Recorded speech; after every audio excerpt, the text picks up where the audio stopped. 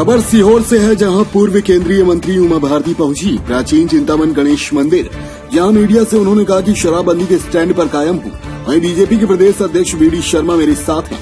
बिहार और गुजरात मॉडल पर मध्य प्रदेश में शराबबंदी होनी चाहिए।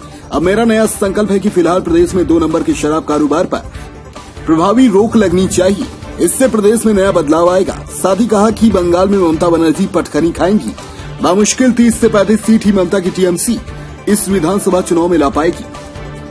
में लॉकडाउन हुआ और सब शराब की दुकानें बंद हुई, तो एक भी व्यक्ति शराब नहीं पीने से नहीं मरा। जबकि कोरोना से मरे, हार्ट से मरे, एक्सीडेंट से मरे। एक्सीडेंट तो खैर हुए ही नहीं, ट्रैफिक नहीं चला, लेकिन शराब नहीं पीने से कोई नहीं मरा। और जैसे ही दुकानें खुली, लोग मरने शुरू हो गए। जहरीली शराब से शुरू हो गए, तो अन्य कारणों से शुरू हो गए। तभी मेरे को विचार आ गया था कि शराब मानवता की शत्रु है, तो नशाखोरी भी बंद होनी चाहिए, शराबखोरी भी बंद होनी चाहिए। और इसमें बार बार जो मीडिया कह देता है मैंने यू टर्न लिया, मैं अपने ट्वीट करती हूँ और पूरे ट्वीट जो कहते हैं रखती हूँ। मैंने शुरू से ही कहा था आंदोलन नहीं अभियान होगा।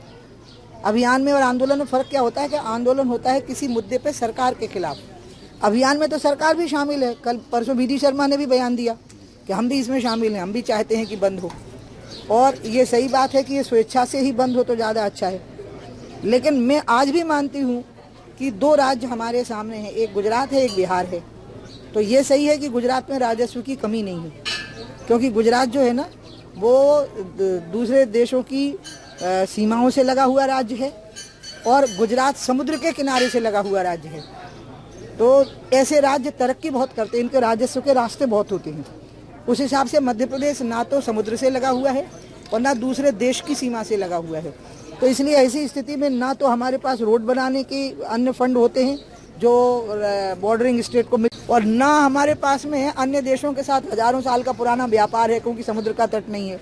तो इस दृष्टि से मध्य प्रदेश राजस्व की दृष्टि से कमजोर है। लेकिन हमारे सामने बिहार का उदाहरण है फिर, कि बिहार भी एक कमजोर राज्य है। गरीबी की रेखा के नीचे जीने वाले लोगों की संख्या बिहार में मध्य प्रदेश से ज्यादा है, लेकिन नीतीश ने वो काम कर दिया। लेकिन मैं पहले चाहती हूँ कि जनता में उसका उद्वेलन दिखाई दे। और वीडी शर्मा मेरे साथ हैं। शिवराज सिंह और वीडी शर्मा ये दोनों ही शराब से उतनी ही नफरत करते हैं ना जितनी मैं करती हूँ। तो उनकी भावनाओं में अंतर नहीं है। शराबबंदी में और नशाबंदी में उनकी आस्था में भी अंतर नहीं है। वो एक राजस्व की कमी के कारण उस डिसीजन को सरकारी तौर पर नहीं कर पा रहे हैं, लेकिन वो चाहते हैं कि लोग स्वेच्छा से पीना बंद कर दें। दूसरी चीज़ जो आज मैं कहूँगी सीहोर में, क्योंकि आपको कोई नई बात मुझे यहाँ कहनी चाहिए, कि जो नंबर 2 की बिक्री है उस पर तो राजस्व नहीं मिलता, तो वो बंद करो पहले। उसमें तो कोई राजस्व नहीं मिलता।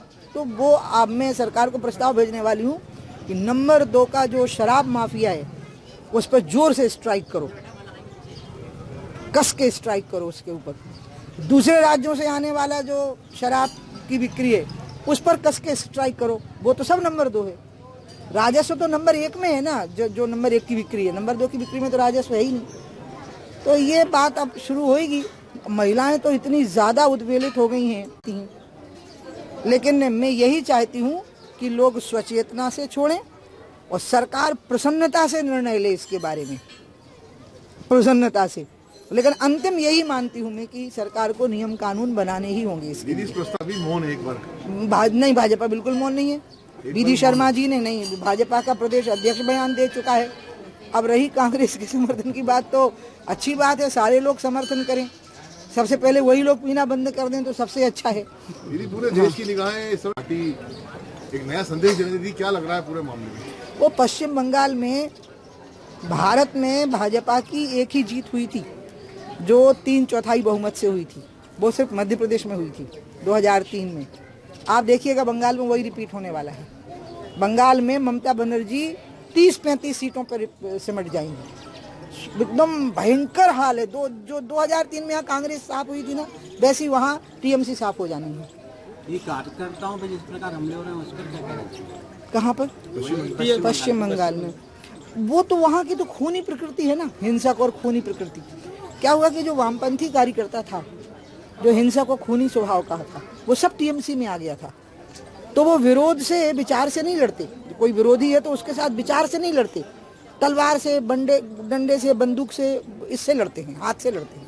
इसलिए उनकी प्रकृति हिंसक है, और टीएमसी के कार्यकर्ताओं की, और वो वामपंथियों से आई है वो हिंसक प्रकृति।